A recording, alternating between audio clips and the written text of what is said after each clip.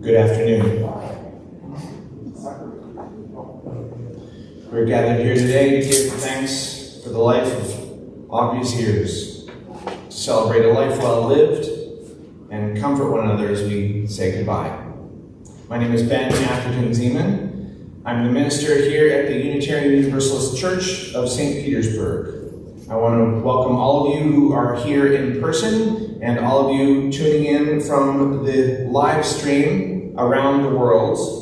Whether you're first-time visitors or you haven't been here since you've been married, I just heard, or you come here every week and you remember Audre from those years where she was such an active member, you are all welcome. And I want to give a special welcome to the members of Audre's family who are running this celebration of life, along with our congregational staff and volunteers. I'll be saying very little, since these folks will be speaking most of the time, and so will you. There will be an opportunity for you to share your memories of Audre, and I will bring out a microphone to you and wipe it in between. But I will say this. I have gotten to know her mostly through your stories, including just now, and I will continue to do so. I heard about her volunteering at Beacon House with Cheryl McNeil back when that shelter was open. I heard about her enthusiastic singing here in the sanctuary alongside Rebecca Wilson and so many others.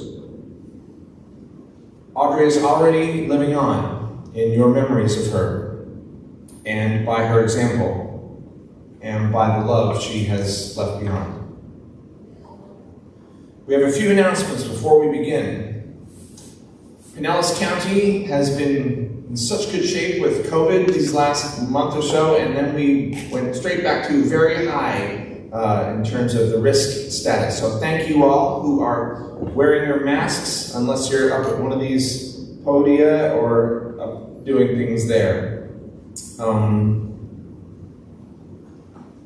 If you don't have a mask with you, we have greeters at both doors that can give you one, but you all seem to have one. We have many bathrooms. Closest one's right there, through that door, and then through another door. There are men and women's rooms if you go through that door on the left and down the hall, and then we have a wheelchair accessible bathroom to the left of that hall.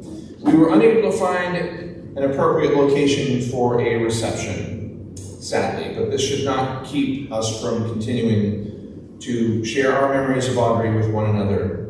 After all, the miracle is that we are together even when we feel apart. Hi, welcome, Rebecca. I think you're Rebecca. It's the double strollers that gave it away. Our flaming chalice is the symbol of Unitarian Universalism. It's a symbol of hope, the sacred, the quest for truth, the warmth of community, the light of reason, and so much more. So when Rebecca lights our chalice, if you would follow along with our covenant, which is found in the order of service that Kelly printed for you, that would be great. Love is the spirit of this church, and service its law. This is our great covenant, to dwell together in peace, to seek the truth in love, and to help one another. Please take out your gray hymnal for responsive reading number 722, I think continually of those.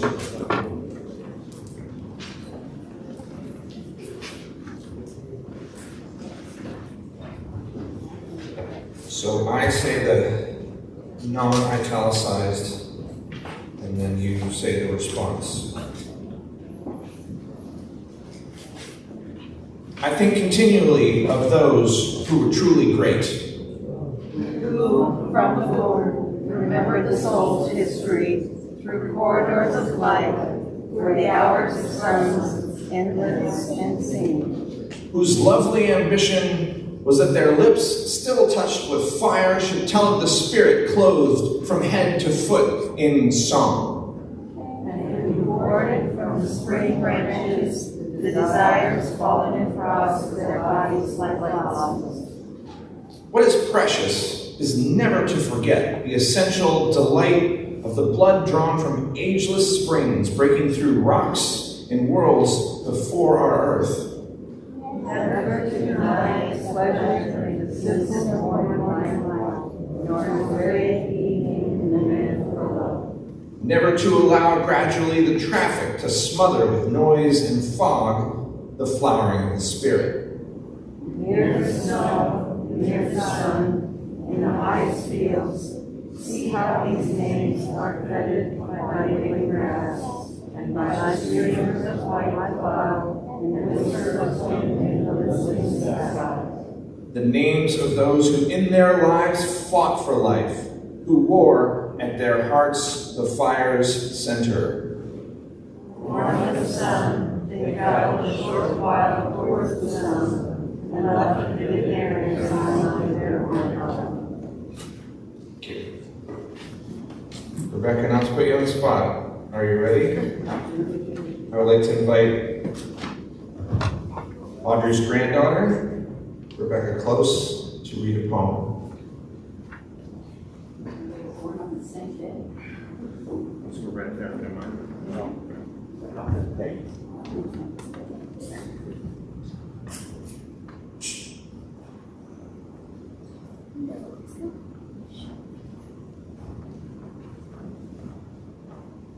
Good afternoon, everyone. Thank you for coming. Everybody hear me okay?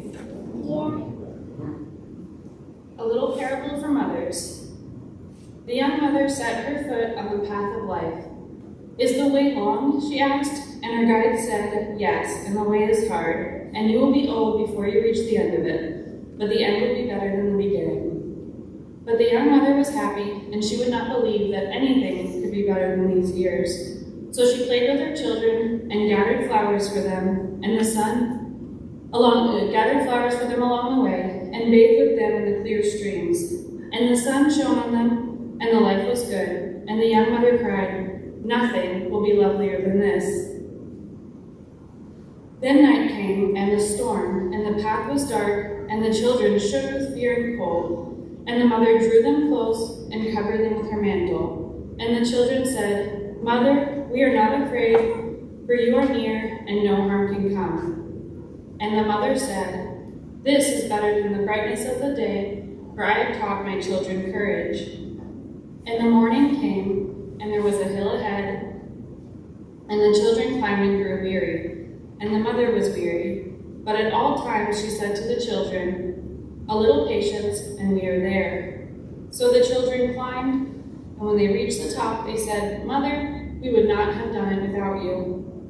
And the mother, when she lay down at night, looked up at the stars and said, "This is a better day than the last, for my children have learned fortitude in the face of hardness. Yesterday I gave them courage, today I have given them strength." And the next day came strange clouds which darkened the earth, clouds of war and hate and evil, and the children groped and stumbled, and the mother said, "Look up, lift your eyes to the light." And the children looked up and saw above the clouds an everlasting glory, and it guided them and brought them beyond the darkness. And that night the mother said, "This is the best day of all, for I have shown my children God." And the days went on, and the weeks, and the months, and the years, and the mother grew old, and she was little and bent. But her children were tall and strong, and walked with courage.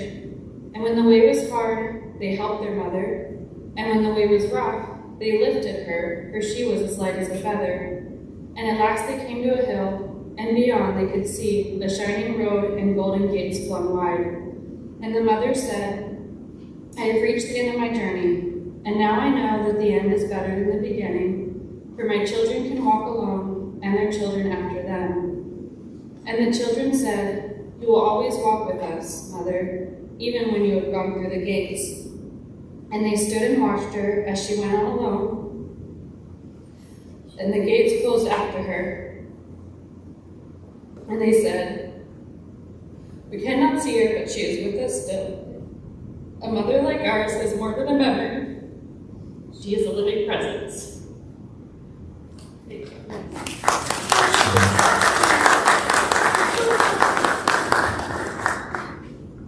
There are tissues in every pew, so Kelly made sure there were plenty.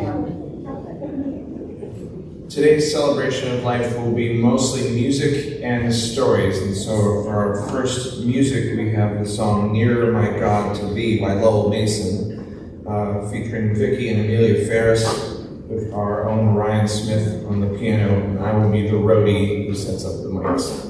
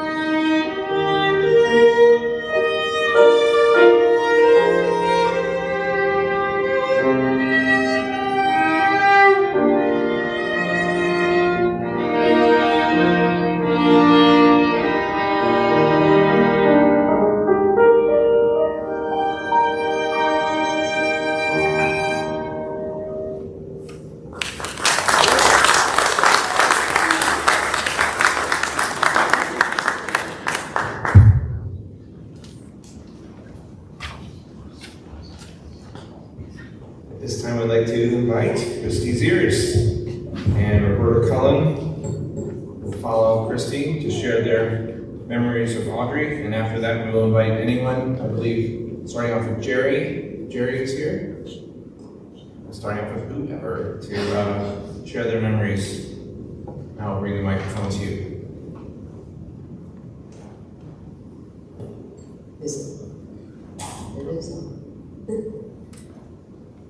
Hi, I'm Christy. I'm Audre's youngest daughter.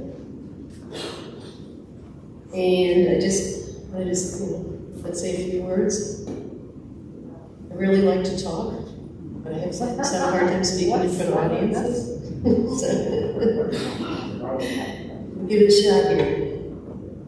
So one of the things that I've always said about my mom, the phrase that's come out of me lately, these later years, is that my mom our mom was definitely a rock star.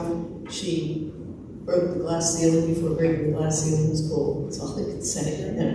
She was born in Belden, North Dakota in 1925, but grew up in Harvey, North Dakota, so two little small towns up in North Dakota, but she didn't want to stay there. She knew she was going to break out and see the world.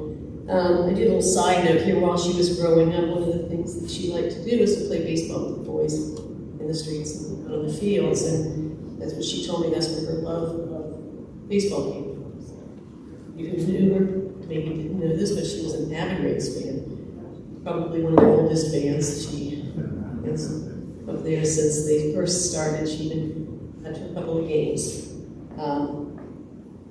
So when she graduated from high school, she had a teacher that encouraged her to apply for college, and she actually wound up getting a college full-ride scholarship and went to college at Ames, Iowa, State College, first whatever.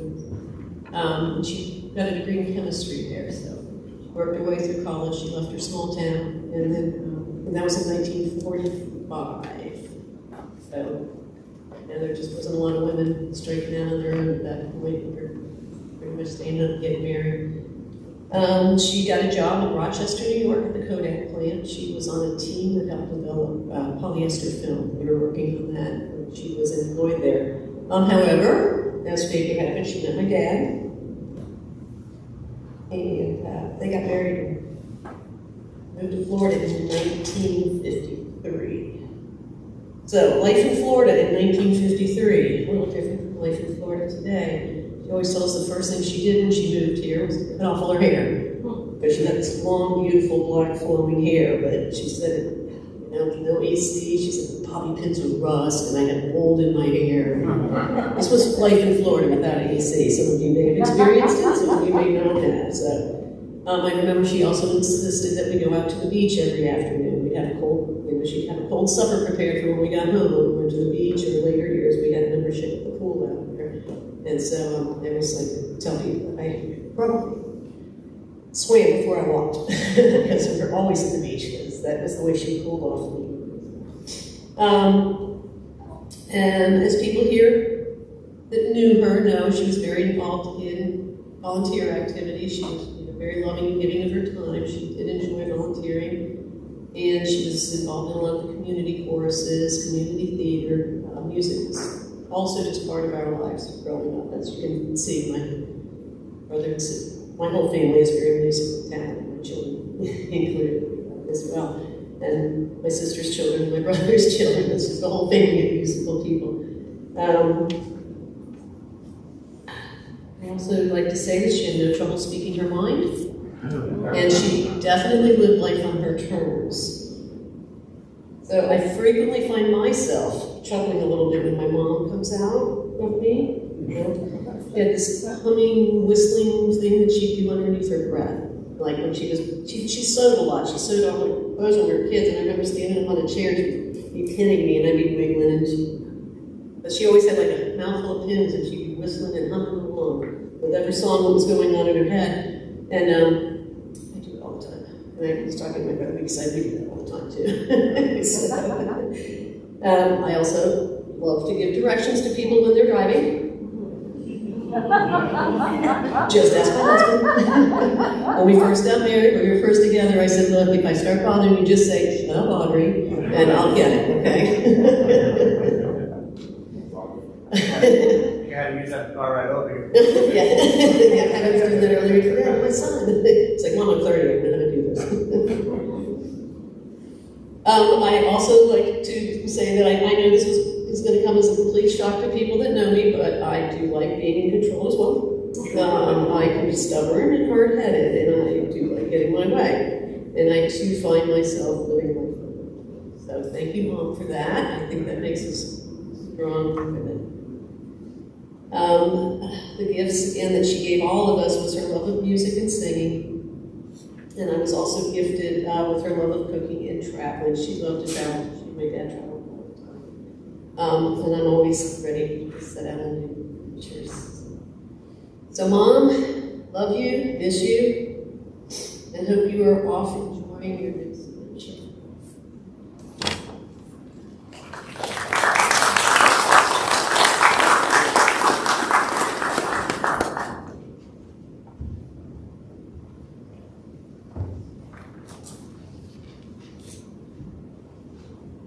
Hello, I'm Roberta. I'm Audrey's niece. My mom, Joyce, was Audrey's elder sister. My mom was the eldest, and Audrey was next down. I'm going to talk a little bit more, just because I want to give a couple of stories of Audrey, and then you all get to come up and give stories of Audrey too. When Chrissy said that Audrey went to university, she went for chemistry, and I just wanted to say the apple didn't fall far from the tree. Bessie, Audrey's mom, was really well-read, intellectual, got a scholarship based on her math ability to the local state college system in 1919. So she couldn't accept that. She had to work for the family, but Audrey was the intellectual one, really, of the family. They were all musical. She grew up in a musical household. There were instruments everywhere. Pick them up and play, and they learned a lot of different songs and instruments and such. So there was a 4-year difference between my mom and Audrey, and one of my mom's stories was, okay, this is small town Harvey, right? One of the big things was tipping toilets. And so she went tipping toilets with her friend. I think she was about 12. Audrey said she had better go along or she was going to tell on Mom. So Mom had to take Audrey along. This is the middle of winter. Thank goodness, because Mom said Audrey slid down into the hole in one of the toilets they tipped. And thank goodness it was frozen. She said Grandma would kill her, right, Mom? Bessie would have killed her otherwise. So that's one. You can kind of, again, Audrey's the intellectual one. She knows how to get what she wants. So she plied Mom, right? Mom would come home from school and Audrey wanted to learn everything that Mom had learned. So Mom taught Audrey, and Mom went on to be a teacher, and I think all of the information and learning, Mom said, Audrey got straight A's when she went to school because I taught her everything when I came back from school. So that intellectual piece, I think, is marvelous. And with Audrey going to college, when she did, we had a reunion. Audrey's youngest brother, Otis, was married for 50 years. The reunion that we had out of Flaming Gorge, Wyoming. Zoe, where are you? Zoe, you were about 8. So what year would that have been? 2002. What? 2002. Somewhere around 2002, okay? So Audrey, so we're in a group, there's a group together talking on the beach and talking in the sand. So my mom, Audrey, Una, the baby sister, Wilda, one of the middle sisters, were all there. And there were a couple other cousins, female. And the one female cousin was, I had never met her before, but she was saying, when I went to school, there weren't any choices. You could either be a nurse or a school teacher, and that was it. Of course, in the Swedland family, you didn't whine. Didn't whine. Okay, you were corrected if you were whining about yourself. So she says there was no place to go but nursing or school teaching. And Audrey looks right at her and she said, well, I went to Ames and got a chemistry degree, and then I moved out to the East Coast and worked for Eastman Kodak. The woman was about 15 years younger than Audrey, just shut up really quick. So I love that moment. One other thing I think is great, my mom would write plays. My mom was a theatrical theater one. She would write plays and put them on in the garage. And she said, Audrey, she couldn't get Audrey would participate only if Mom wrote her a lead male role that Audrey could play. And I could see how frustrated my mom was, because Audrey, she would participate, but she would only participate for terms with my mom. So those are my stories about Audrey.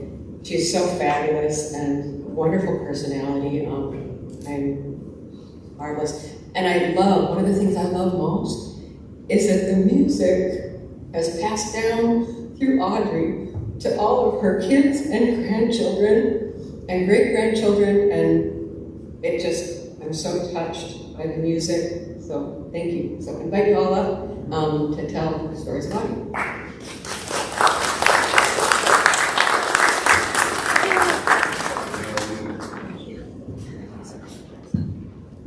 Who would like to share first, and I'll wipe it down after?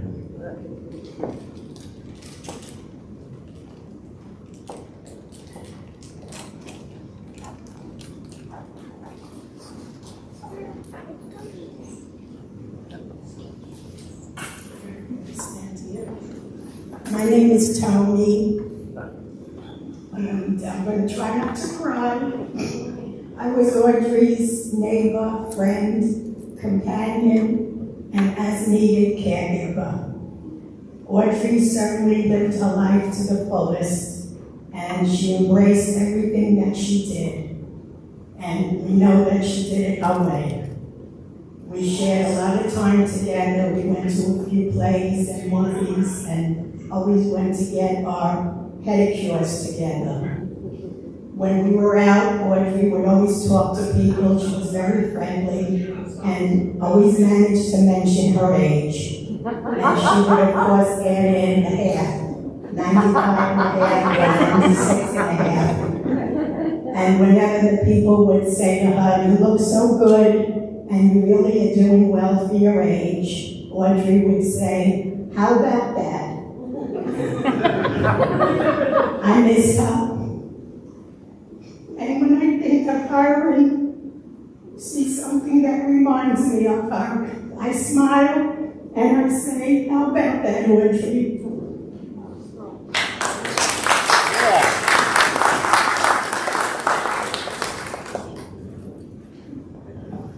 My name is Dave. I live in the same complex as Audrey and her husband Buzz. I moved in 1985, and shortly thereafter turned to an 80 or 55 plus, so I just slid in, got grandfathered in. So the very first week, I think they adopted me. It was just fun, and her husband Buzz was a riot. But anyway, I used to go over there after her husband passed on Fridays and take dinner, and she would fix a nice dinner. We took turns. And as you can tell, I'm nervous, I'm not a speaker. But anyway, she always had kitty cats that I would brush, and sometimes two at a time, and it was like a routine we did every single Friday. And if I didn't take something, she would fix something, and I'd sit on the floor, and the cats would line up. They knew who was brushing them, and they knew what night I was coming over. And no matter how Audrey felt, she felt like total crap. I go, "Hey Audrey, how's it going?" "Oh, just fine." Just fine, just like that. She was a very positive person and a very funny person. We couldn't wait to sit down and finish our dinners and watch the Rays games together. And really, I miss her. She was like a mother. I love her children. I got to know them. I would do concerts at my house. I have an organ and a piano there. And her kids would come over, and also her grandchildren. Hello. And we'd have a beer, and she'd have a glass of wine. We just had a lot of fun. So anyway, I just want to say that she was like a second mother, and I miss her dearly, and we had a blast together, clear up to the end. But the last time I was with her was like a week before she passed, and we were watching the Rays. So, thank you. That was Dave's beautiful piano music that we heard as we were coming in case those of you didn't notice. Okay, hi, I'm Margie, also live in Davis Building and was a neighbor of Audrey's. Occasionally I would bring her to church here, And on the way here and back, she would tell me about parts of her life. And she was just an amazing woman. She loved to hear the choir because she used to be in the choir. And I loved it that she would get all gussied up for church and put makeup on and lipstick. And it was an event for her. This is someplace that she belonged. And people, I know, greeted her. The last time I saw her was at her birthday party last June, was it? I met several of the family, and yeah, I miss her.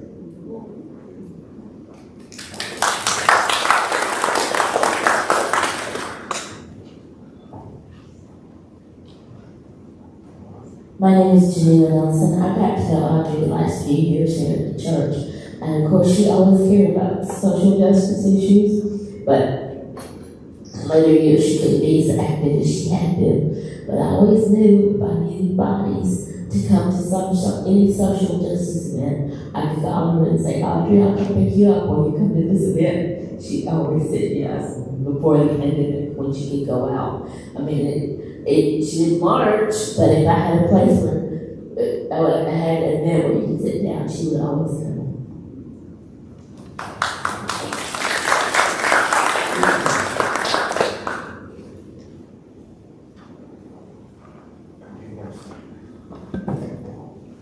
Hi, my name is Deb. I can't remember the exact details of this, but it was one of Audre's birthday party over at Town Shores, and I was talking to her, and I believe it was her granddaughter and her that got a tattoo. Okay, that's what I thought. And I don't remember what birthday it was, but she inspired me so much that I got a tattoo.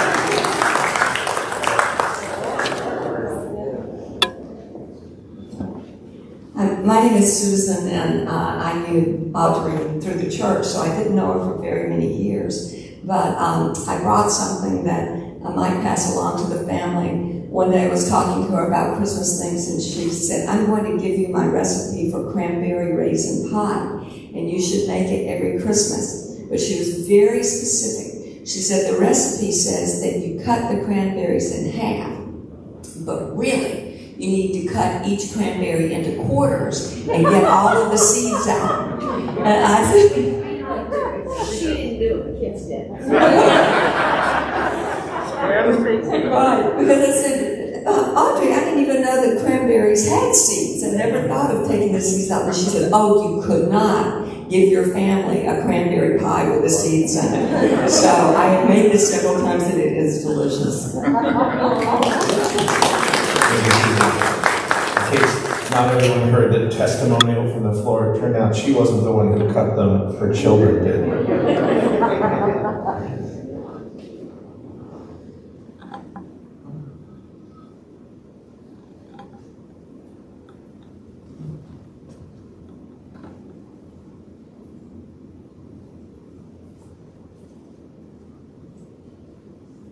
Sometimes it takes a minute. Not everyone is comfortable speaking in front of people. Cheryl, I was hoping you'd say something, not to embarrass you. No? Cheryl McNeil? All right.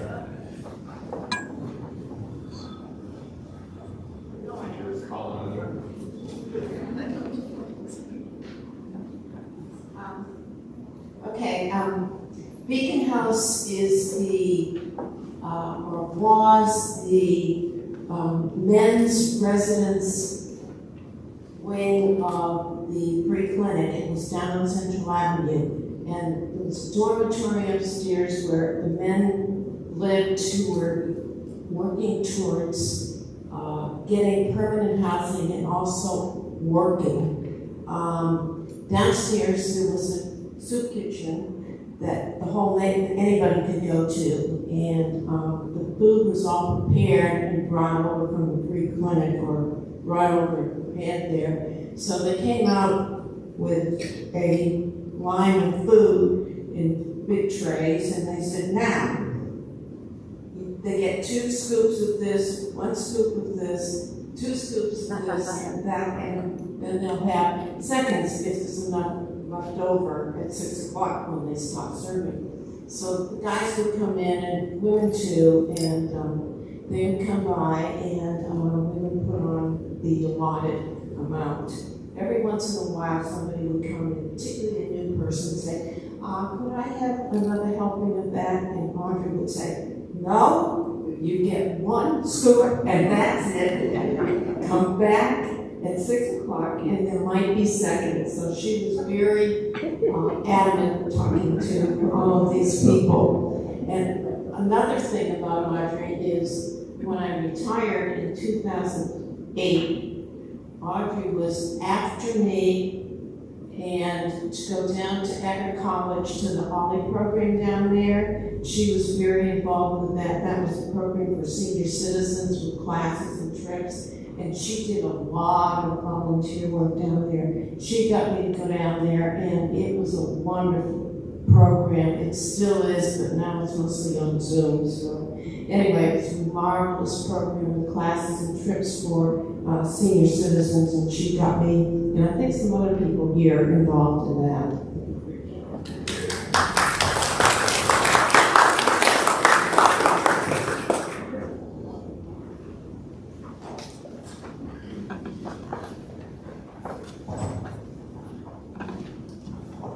Hello. Hi. Hello. I'm not used to this, but I'm familiar.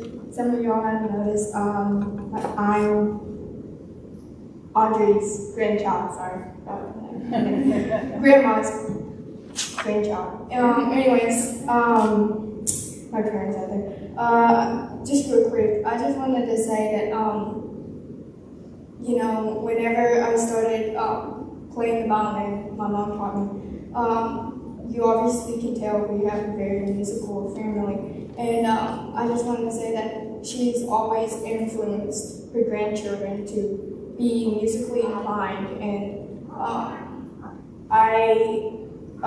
a freshman in college, and before my freshman year, I didn't know what I was going to do. I was an undecided major, and then I was thinking, and like, you know, I was like, what am I going to do? And then I realized that my grandma has always, you know, pushed me to be a musician, like a full-time musician.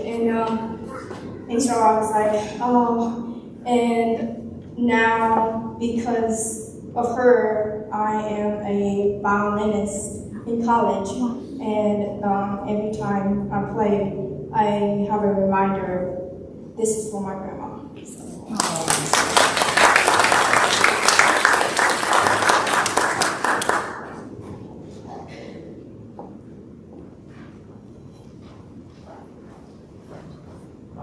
the spot. So my name is Jerry Hiltner Gates, and we live near Audre. It was our great pleasure to be able to sit near her on Sunday morning. She always sat over that area. You may already have been told where she sat, and how people would arrange themselves around her, because she always was dressed beautifully. She carried herself with such elegance, and yet she had a sterling sense of humor. And you just could not, you couldn't help her on a Sunday morning. She was just the right spot looking in. When the pandemic happened, well, even before then, Sabina and I would be invited to her house, 5:30 cocktails. We were invited many times. We don't really drink, but we would visit on occasion. And when the pandemic arrived and the church was closed, one of the care committee called and asked me to keep track of a couple of people. Just call them every week, see how they're doing, you know, do whatever you feel would be best. And fortunately for me, one of my people was your mother, grandmother, beautiful Audre. So I would call, and we would have a fun conversation. It would be about sports. It would be, I asked her about her reading, because she was reading books that the minister was sending her, things that she would be interested in. When she turned, was it 92 or 3, I brought her, I learned that she really liked flowers. So I knew that whenever I came, it would be a really good idea to bring just a little bouquet. So I would do that. And on one of her big birthdays, I think it was the one where she wanted, you heard about, she wanted for her birthday a bubble bath. She was in her 90s, she wanted the bubble bath and a glass of champagne. And I want to tell you, it was a naked bubble bath. I know you assume it was. But there was bubbles all over, and there she was with this little crown on her head and a glass of champagne held in her hand and the beautiful black and white mark of happy birthday behind her. And to me, that was the most perfect birthday you could have given her. I know you know that.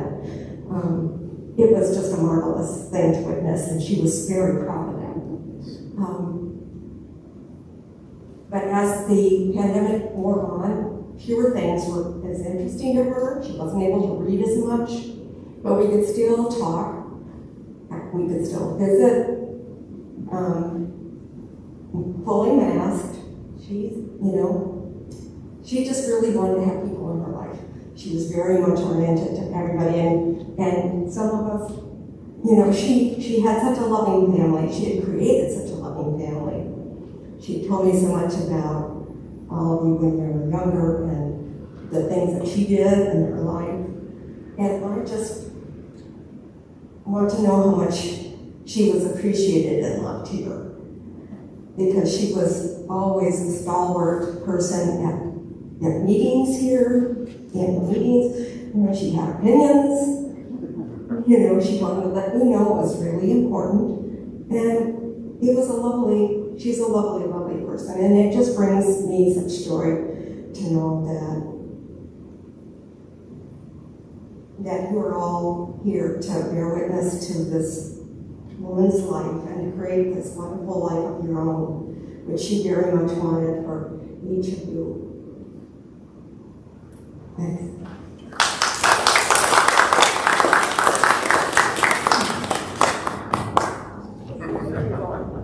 Thank you.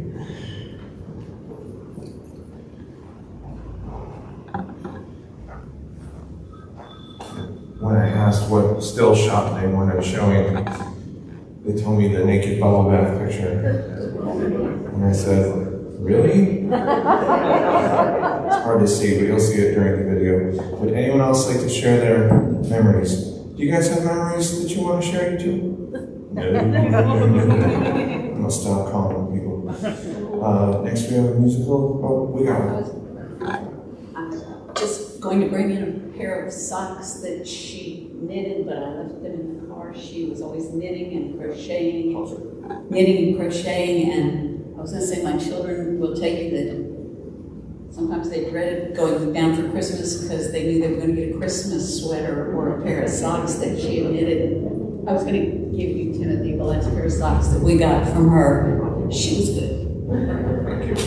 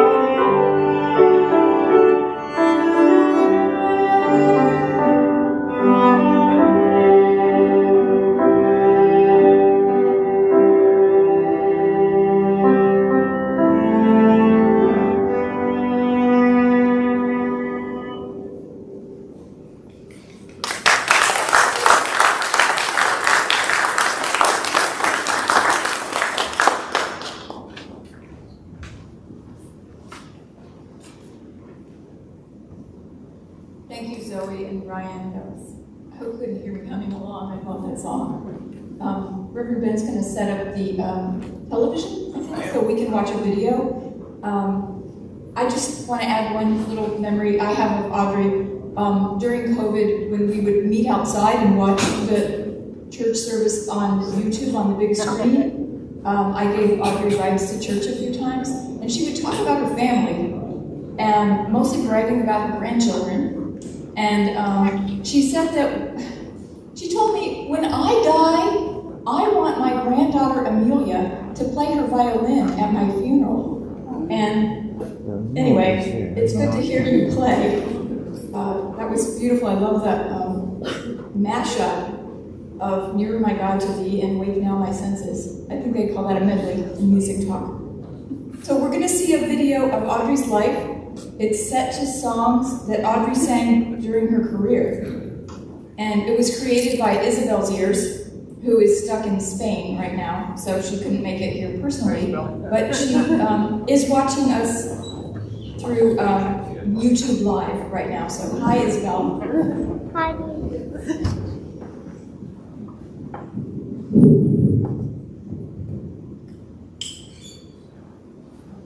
Okay, I'll just say one more thing. When you drive down First Avenue South, heading from church toward Audrey's to Gulfport.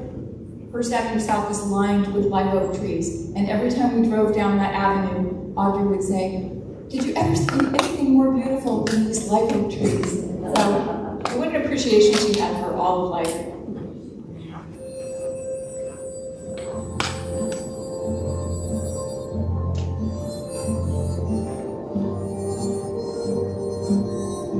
Oh, bury me out on the lone prairie, where the coyotes howl and the wind blows free. And when I die, you can bury me beneath the western sky on the lone prairie.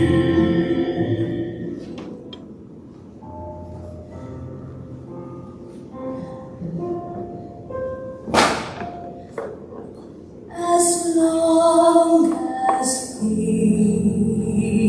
needs me, oh yeah, he does need me. In spite of what you say, I'm sure that he needs me. Who else would love him still when they've been used so ill? He knows I always will.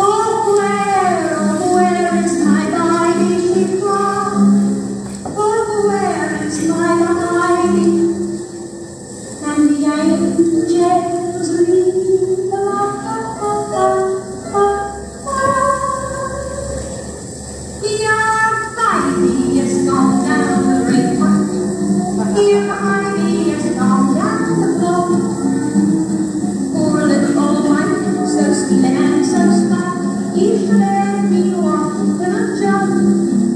Here Mighty is perfectly happy. Now he won't satisfy anymore. Here Mighty is gone down the road. Not once, but gone evermore.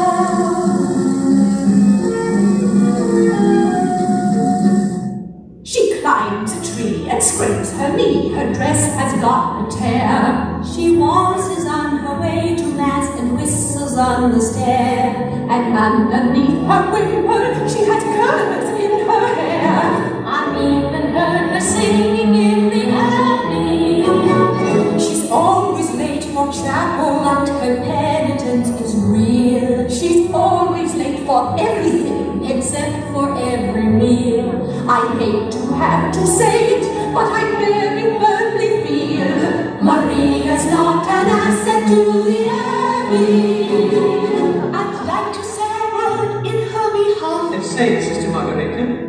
Maria makes me laugh. How do you solve a problem like Maria? How do you catch a cloud and pin it down? How do you find a word that means Maria? A flimsy genital within the winds are found. Many a thing you know you'd like to tell her. Many a thing she ought to understand. But how do you make her stay and listen to all you say? How do you keep a wave upon the sand? Oh, how do you solve a problem like Maria? How do you hold how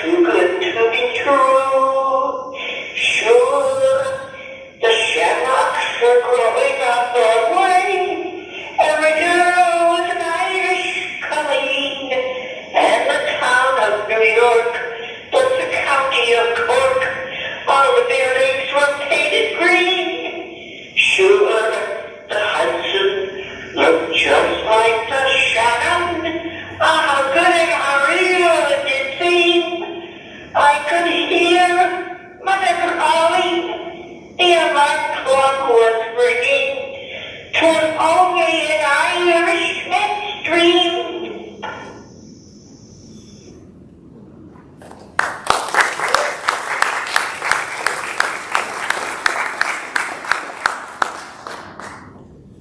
believe the last number is the wreck of the Edmund Fitzgerald. The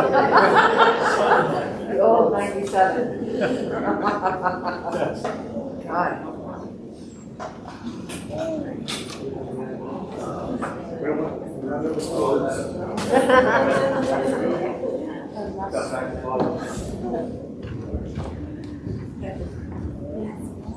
Kelly, can we light up the wire mic by any chance?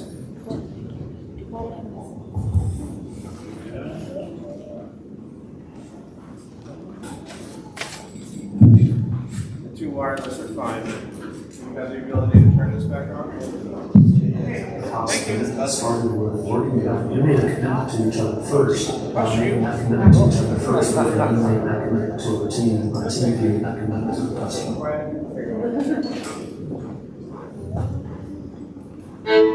Where's Roberta? Hi guys, I'm Mark Zieres, the one and only son. Her favorite, of course. I just wanted to say thanks for coming out. My mom taught me a lot about music, a lot about food, which is apparent, I think. I became a chef for many years and ended up going to university for music and as my other sister, and it's just been great to be able to learn that craft, that art, and I owe it to her. What was really funny is she was always full of classical music, opera. Whenever I tried to bring rock and roll music to the house, she knew that's fine, but you got to listen to this. And it wasn't until I was early 20s. I was down in the basement and I found this Shostakovich album, and inside it was a 78 of her and her sisters singing this song.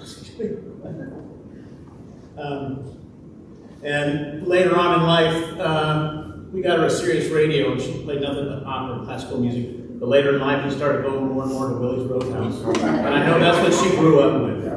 And so near the end, she wouldn't listen to any classical, it was just Willie's Roadhouse the whole time.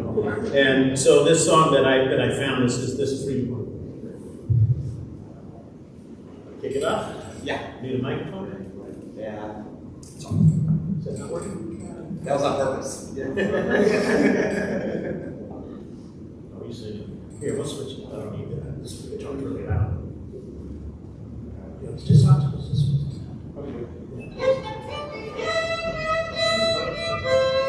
Feel free to hum along. Yeah.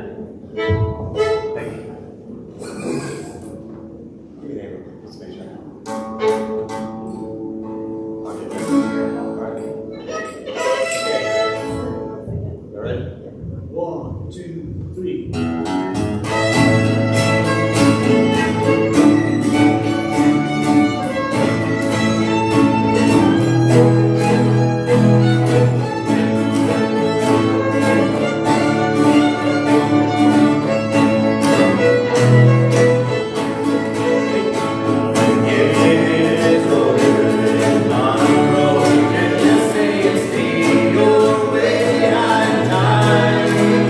This is not the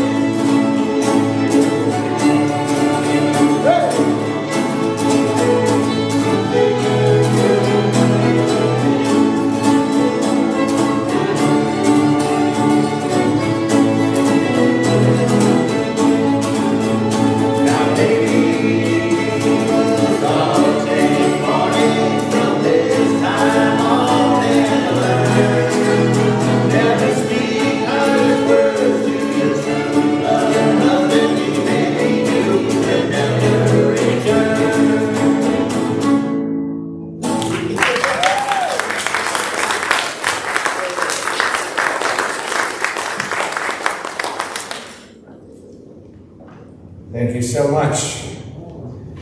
Our final hymn, we all get to sing, despite the fact that it's COVID. And you guessed it, we get to sing because we're going to do it outside.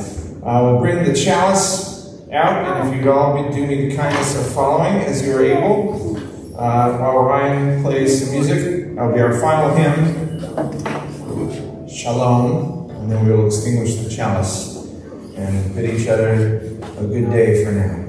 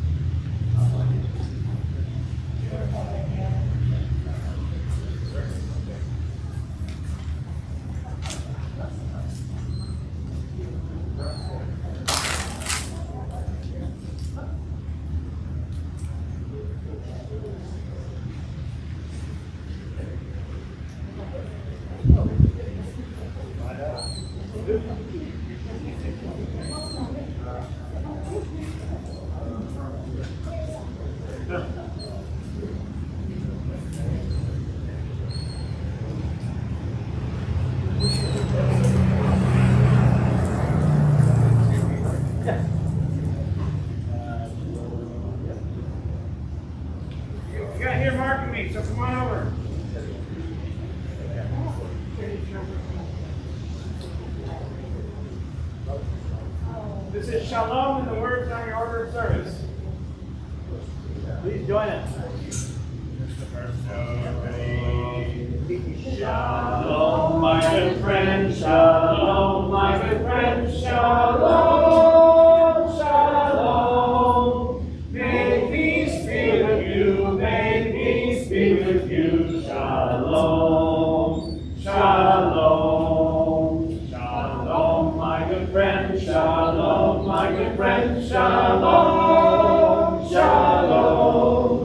May peace be with you, may peace be with you, shalom, shalom. Last time. Shalom, my good friend, shalom, my good friend, shalom, shalom. May peace be with you, may peace be with you, shalom, shalom.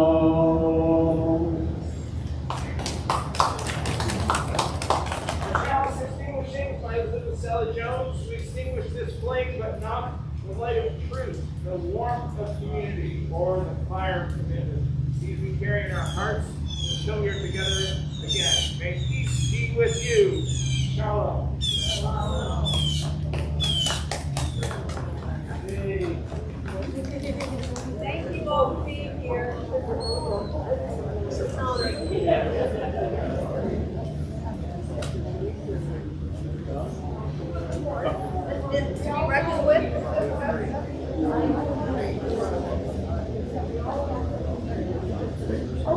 Hi.